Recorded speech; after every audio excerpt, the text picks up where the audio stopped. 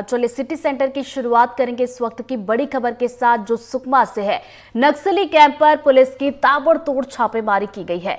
नक्सली camp से नकली note छापने का सामान बरामद हुआ है और भारी मात्रा में बंदूक, वायरलेस सेट और विस्फोटक भी जब्त कर लिए गए हैं। तो डीआरजी, बस्तर फाइटर और सीआरपीएफ ने ये संयुक्त कार्रवाई की और सुकमा के भेजी थाना क्षेत्र में जवानों ने ये बड़ी कार्रवाई की है।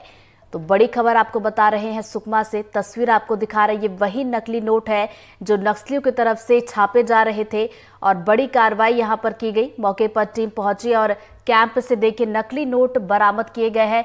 नकली नोट छापने की मशीन और प्रिंटर भी मौके से बरामद किया गया। तो ताबड़तोड़ छापेमारी यहां पर की गई है और कैंप से नकली नोट छापने का सामान बरामद हुआ। साथ ही साथ नकली नोट की तस्वीर आप इस वक्त अपनी टीवी स्क्रीन पर देख रहे हैं। ये वही नकली नोट है जो नक्सलियों की तरफ से छापे जा रहे थे।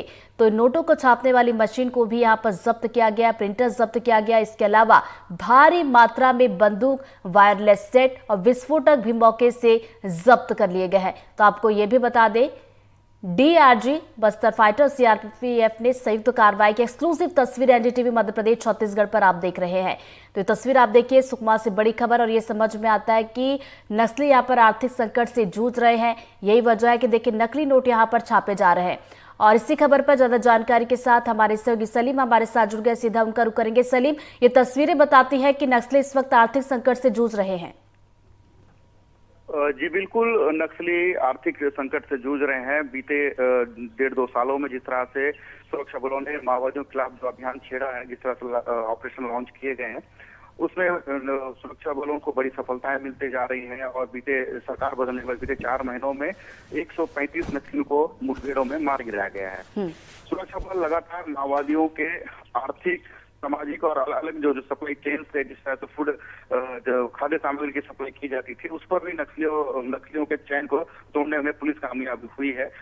बताते हैं कि दक्षिण बस्तर में नक्सल संगठन एक बड़ा रेवेन्यू जनरेट करता था, जिससे करोड़ों रुपए इन्हें रेवेन्यू लेवी के तहत उन्हें मिलते थे।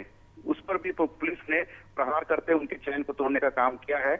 यही कारण है कि माओवादी संगठन अब नकली नोटों का इस्तेमाल कर रहे हैं। उनके जरिए से ये बाजारों में उसे सप्लाई कर रहे हैं, आदिवासियों के पास ये दे रहे हैं, जिससे उनकी जो सामान, उन्हें जो बुनियादी सुविधाओं की जो जरूरत होती है दैनिक उपयोगी, उन नकली नोटों के माध्यम से वे खरीद रहे हैं।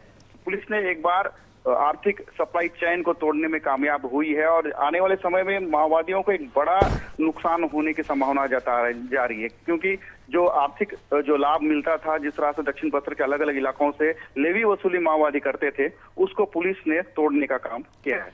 सलीम, कैंप पर ये जो कार्रवाई की गई है, ये रूटीन सर्चिंग का हिस्सा था या फिर कुछ इनपुट्स मिले थे जिसके बाद संयुक्त रूप से कार्रवाई मौके पर की गई?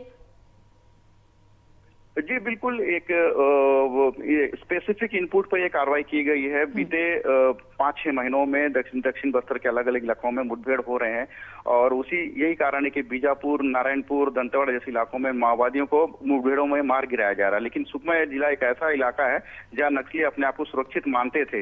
यही कारण है कि नक्सलियों का एक कैंप यहाँ पे बना हुआ था, अस्थायी कैंप, जिससे यहाँ से ऑपरेशन माओवादी लॉन्च किया करते थे सुरक्षा बलों के खिलाफ में। पुलिस को एक जानकारी मिली थी कि भेजी के थाना क्षेत्र के इलाके में माओवादियों का जमावड़ा है, एक बड़ा कैंप लगा हुआ है, जिसमें आने वाले समय में किसी बड़ी घटना को अंजाम देना चाहते थे। उनकी एक रणनीति थी। पुलिस को जैसे ही सूचना मिली तो पुलिस ने एक विशेष दल का गठन किया, जिसमें जिला बल, बस्तर फाइटर और सीआरपीएफ की टीम को शामिल किया गया और उस टीम को उस मौके के लिए रवाना किया गया, जिसमें पुलिस को बड़ी सफलता मिली है। उस पूरे कैंप को घेराबंदी करके पुलिस ने उन्हें छापामार कार्रवाई की है। साथ ही उस इलाके से, उस कैंप से बड़ी मात्रा में विस्फोटक सामग्री बरामद की गई। चौंकाने वाला तथ्य ये है कि पुलिस के पास एक तथ्य हाथ लगा है, जिसमें नक्सलियों के नकली जाली नोट बनाने के प्रिंटर्स बरामद किए गए और बड़ी मात्रा में स्याही बरामद की गई, जिससे उसी स्याही की मदद से नक्सली नकली नोटों को छापा करते थे। जी, ये अब आगे देखने वाली बात होगी। ये कैंप पर यहाँ पर कार्रवाई की गई, सामान यहाँ पर बरामद किया गया। नक्सलियों की मौजूदगी की बात की जाए तो इसको लेकर भी यहाँ पर इनपुट्स टीम को मिलेंगे और आने वाले दिन में आप देख सकते हैं कि नक्सलियों पर भी यहाँ पर बड़ी कार्रवाई देखने को मिल सकती है। सलीम, जी बिल्कुल, बड़ी कार्रवाई का देखने को मिल रही है। सुकमा जिले में 1.5-2 सालों में लगातार नक्सल के दायरे वाले इलाकों में नक्सल अपने आप को बेहद महफूज समझते, तो उन इलाकों में कैंप खोला गया है। 5 से 10 किलोमीटर के दायरे में जो कैंप खोलने के बाद जो इलाका है वो महफूज किया गया है और वहां बुनियादी सुविधाएं पहुंचने लगी। यही कारण है कि माओवादियों के पास अब भागने का कोई रास्ता नहीं है। जंगल गहरे एकदम डीप फॉरेस्ट में जाकर माओवादी अपना कैंप बनाकर रह रहे हैं, लेकिन वहां भी माओवादियों को रहने नहीं दिया जा रहा है। पुलिस जैसे ही इनपुट मिलती है, पुलिस उन इलाकों को घेरने में आज सफल हो रही है, क्योंकि नक्सल इलाकों में बेहद नक्सल प्रभावित इलाकों में आज कैंप खोल दिए गए हैं, जिससे जैसे ही इनपुट मिलती है तो पुलिस 5 से 6 किलोमीटर की दूरी में जाकर इस तरह के ऑपरेशन कर रहे हैं और जो कैंप्स माओवादियों द्वारा बनाए जा रहे हैं उन पर छापामार कार्रवाई कर रही है, जिसके कारण नक्सलियों को शरण लेने के लिए अब सोचना पड़ रहा है।